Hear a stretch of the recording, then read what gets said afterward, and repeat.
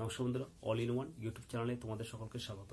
বন্ধুরা, বাংলাদেশ আমাদেরকে অনেকভাবে হুমকি দিচ্ছে, কিন্তু ইন্ডিয়া হচ্ছে একটি মানে কি বলবো আর কি নন অ্যাগ্রেসিভ কান্ট্রি এবং ধৈর্যের পরীক্ষা নেয় এবং সবাইকে মানিয়ে নিতে পারে। এবং আমাদের ভারতবর্ষের এটা নীতি হচ্ছে কোনোদিন সে দেশ কাউকে অ্যাটাক করেনি আজ পর্যন্ত এবং করবেও না এইটা। কিন্তু আমাদের উপরে যদি আক্রমণ করে তাহলে আমরা প্রতিহত করার মতো আমাদের ক্ষমতা ভারতবর্ষে বর্তমানে রয়েছে। এইটা গেল প্রথম।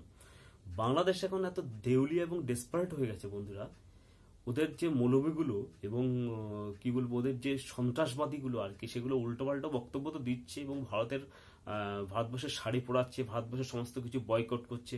তো আমি 142 কোটি লোককে করজোড়ে বলবো, পুরো বাংলাদেশকে সমস্ত দিক থেকে বয়কট করে দিন। আর কোনো সমতা ওদের মধ্যে নেই, কোনো সমতা আমাদের আর করা যাবে না বাংলাদেশের সঙ্গে। এবং যেখানে রাজাকার বাংলাদেশিদেরকে দেখা যাবে সেখানে ডিটেইন করুন, পুলিশে খবর দিন, পুলিশের কাছে তাদেরকে ধরে নিয়ে যান এবং পুলিশের কাছে হ্যান্ড ওভার করে দিন। এটাই করতে হবে, তাছাড়া কোনো উপায় নেই। কোনো বাংলাদেশি রাজাকার জামাতদেরকে ইন্ডিয়াতে কোনো জায়গায় দেওয়াই যাবে না। কারণটা হচ্ছে কি, বাংলাদেশের এত বড় আস্পর্ধা যে বাংলাদেশ বলছে এখন পাকিস্তান ওদেরকে আবার সঙ্গ দিয়েছে। পাকিস্তান ওদের জাত ভাই, ওরা বাংলাদেশ ভুলে গেছে 1971 সালে আমাদের অগ্নি কন্যা ইন্দিরা গান্ধী সৈন্য দিয়ে দেশকে স্বাধীন করেছে। সেটা ভুলে গিয়ে তারা এখন বলছে যে পাকিস্তানের সংযুক্ত হয়ে অ্যাটম বোম নিয়ে ভারতবর্ষে অ্যাটাক করবে। ভাবা যায়?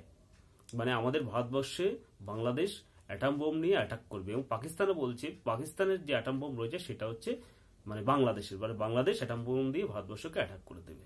আচ্ছা, তো ভারতবর্ষে 171 থেকে 72 খানা অ্যাটম বোম রয়েছে, তো সেগুলো আমরা কিসের জন্য রাখবো? ওই কালী পূজায় ফাটানোর জন্য নাকি অন্য কিছুর জন্য? তো এই বাংলাদেশ যে মূর্খের মতো যে একটা অ্যাটম বোম, একটা জাপানের যে হিরোশিমা এবং নাগাসাকি শহরে ইউএসএ লিটল বয় এবং ফ্যাটম্যান নামে যে অ্যাটম বোম ফেলেছিল এবং তার পরিস্থিতি কি রয়েছে, সেই দেশ এবং জাতি ধ্বংস হয়ে গেছে।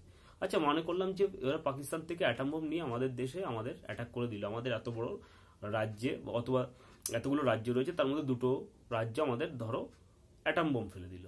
তা আমাদের ভারতবর্ষের এত বড় ফোর্স, এত বড় সেনাবাহিনী, বিমান বাহিনী সব বসে থাকবে চুপচাপ? আরে দুটো তো প্রথমে আমরা একটা ড্রপ করবো বাংলাদেশের উপরে, আর তারপরে একটা হচ্ছে পাকিস্তানের উপরে। দুটো দেশকে পুরো ম্যাপ থেকে মিটিয়ে দেওয়া হবে। যদি তোরা যে এই কথাগুলো বলছিস যে অ্যাটম বোম নিয়ে আমাদের ভারতবর্ষকে অ্যাটাক করবি, পাকিস্তানও বলছে যে অ্যাটম বোম বাংলাদেশের, ঠিক আছে, পাকিস্তান অ্যাটম বোম বাংলাদেশের, তাহলে তোমরা দুটো দেশ মিলে ভারতবর্ষকে অ্যাটম বোম নিয়ে অ্যাটাক করবো। আর আমরা বসে বসে কি ওই যে আমাদের মাননীয় মুখ্যমন্ত্রী বলেছে যে চিফ মিনিস্টার, আমরা কি ললিপপ খাবো? আমাদের যে অ্যাটম বোমগুলো আছে কি আমরা এমনি রেখে দেওয়ার জন্য? তোমরা অ্যাটম বোম নিয়ে অ্যাটাক করবা, তোমাদের তার আগেই দুটো দেশের একদম ম্যাপ থেকে নিচ্ছিন্ন করে দেওয়া হবে। সেরকম পরিস্থিতি আছে। এই বাংলাদেশ কোনোদিন শুধরাবে না, পাকিস্তানও কোনোদিন শুধরাবে না। তাই জন্য বন্ধুরা, এই দুটো দেশের লোককে পৃথিবীর সমস্ত দেশ থেকে তাড়ানো উচিত। নাহলে কিন্তু ওরা যে দেশে যাবে সে দেশগুলোকে শেষ করে দেবে। আর এদের টার্গেট হচ্ছে কি অন্য ধর্মের কে ধ্বংস করা এবং অন্য দেশের যে ধর্মের যে মা বোনরা আছে তাদেরকে কি বলবো আর কি কনভার্সন করা আর কি।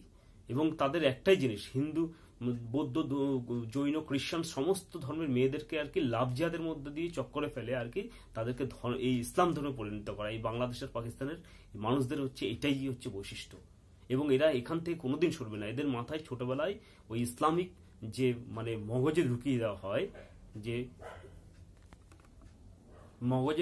হয় যে এই যে অন্য ধর্মকে নষ্ট করতে হবে, অন্য ধর্ম, সেটা ওদের মগজে ঢুকিয়ে দেওয়া হয়। সেই মগজ থেকে কোনোদিন বের করা যাবে না। কোনো ধর্মীয় শিক্ষা এতটা নোংরামি শিক্ষা যে এই শিক্ষা মানুষকে ধ্বংস করে দেয়। এবং সায়েন্স অ্যান্ড, আমি আগেই বলেছি, সায়েন্স অ্যান্ড টেকনোলজি না ছাড়া কোনো মানুষ, কোনো জাতি উন্নতি হয় না। এবং এই দুটো জাতি কিন্তু একদম পুরো শেষ অবস্থায় থাকবে। যেমন পাকিস্তান পেট ডগ চায়নার পায়ের তলায় থাকে এবং যা বলে পায়ের ধুলো খায় পাকিস্তান, তেমনি এই বাংলাদেশও কিন্তু এই ধর্মীয় শিক্ষা এদের মগজ শেষ হয়ে গেছে। ছোট ছোট বাচ্চাদেরকে মাদ্রাসায় উল্টো পাল্টো শিক্ষা দেওয়া হয়, পরধর্মকে ধ্বংস, পরধর্মের নিপাত, পরধর্মের মহিলাদেরকে ধ্বংস করা এবং সম্মানহানি করা, এটাই হচ্ছে এদের শিক্ষা। এই শিক্ষা থেকে এরা কোনোদিন বেরিয়ে আসতে পারবে না। সুতরাং এরা এই পথ থেকে বেরোতে পারবে না। কারণ যাদের ব্রেনটাকে ছোটবেলা থেকে পুরো ইনফেক্টেড করে দেওয়া হয় ধর্মীয় শিক্ষা দিয়ে, তারা কোনোদিন বিজ্ঞান মনস্ক হতে পারবে না এবং এরা এভাবেই থেকে যাবে। তাই জন্য এদেরকে টিট ফর ট্যাট করতে হবে, তাছাড়া কোনো উপায় নেই। there is no way for getting।